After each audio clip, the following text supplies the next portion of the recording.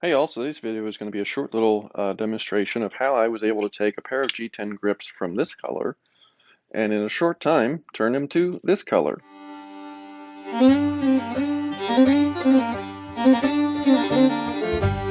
So the new fad in grips seems to be G10. A lot of stuff is coming out in G10, and I figured I'd take the plunge and get myself a pair of G10 grips.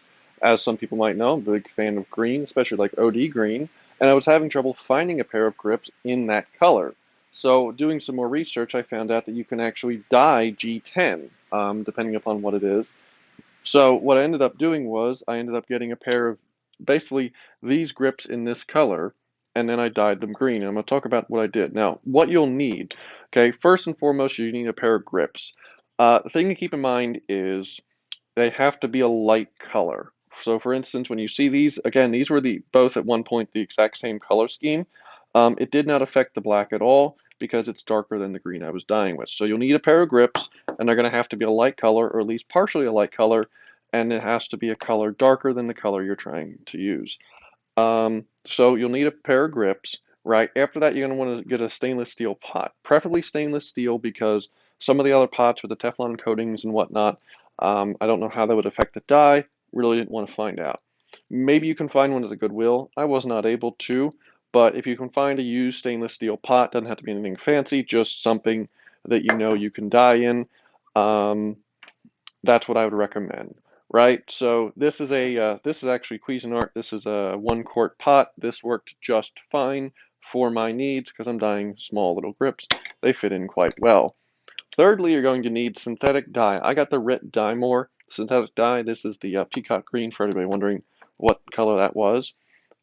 Synthetic dye is very important because I tried this originally with regular dye and, well, I'm going to show you a picture of after an hour of soaking in the dye, the color difference. So as you can see, it basically tinted them. It did not dye them. That's why I recommend synthetic dye. So once you've got all your supplies, basically what you're going to want to do is follow the directions. It mentions about you want the water to be about 200 degrees. I had it at a low boil, 200 to about 220, give or take. I didn't want to go crazy nuts because, again, I'm no expert in G10, but I didn't know if they could be warped or not, if they got super hot. So I kept it at about 200 to 220, 210, around there, temperature-wise. You get the water good and hot, you're going to add Dawn dish soap. Basically, basically a dollop or about a teaspoon or whatever. Not, it doesn't need a whole lot. What that's going to do is it's going to help clean the grips and allow the dye to get into the grips and not be hindered by grease or oil or whatever else might be on the grips that you're trying to dye. Then you're going to add your dye. If you go online, they basically act like you're going to add a teaspoon or two, and that's going to be enough. These directions are, of course, for fabric. We're dyeing G10. I've heard people that have added half a bottle, a whole bottle. Um, I think that's a little excessive. I did about 3 capfuls, or 3 or 4 capfuls, and as you can see, that's what I achieved. You can always add more dye. You can't really take dye away, so I say start slow. If you're unsure, you can always add dye or leave them in for longer. These were in for about half an hour, right? Half hour, 20 minutes, and this was the result I got.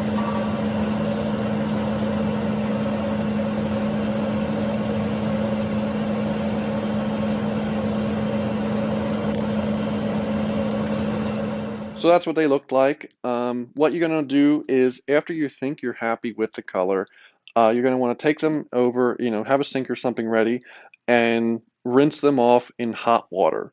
Because what you're going to do is the color darkens when they're wet and it lightens when they're dry. So rinse them off, get all the dye and everything off of them, and then like pat them dry, and you'll be able to get an idea of what the color is. If you're happy with the color, then you're going to want to rinse them real good in cold water. Um, I recommend getting like if you have an old toothbrush or something you can scrub them because you really want to get all the dye off of them that's not going to stick into the G10 because you don't want it on you or your clothing or your skin or anything like that. So just give them a real good scrub, and then you're going to want to let them dry. Pat them dry the best you can. Let them dry for a few hours. And the thing to keep in mind is, especially if there's like a screw hole or anything, make sure to get all the water out of there because you don't want that to rust your hardware. In fact, I'd even recommend maybe taking, once they're dry, taking a little bit of oil, just putting a thin little film of oil around the screw and everything, just to keep it from rusting after being in the water like that. And that's pretty much it. Once that was done, I stuck them back on the gun, and here they are. One of a kind green G10 grips for my Kimber K6S. It's really not that difficult. Like I said, once you get a pot and the correct die you want to use, it's really just a matter of having a pair of grips you can die. So it's a fun little project. Again, anybody can do it as long as you have access to, a stove and everything. I wouldn't recommend using any of your current dishware unless you like sleeping on the couch. But other than that, it's pretty simple. So if you have any questions, feel free to ask them, and have a good day.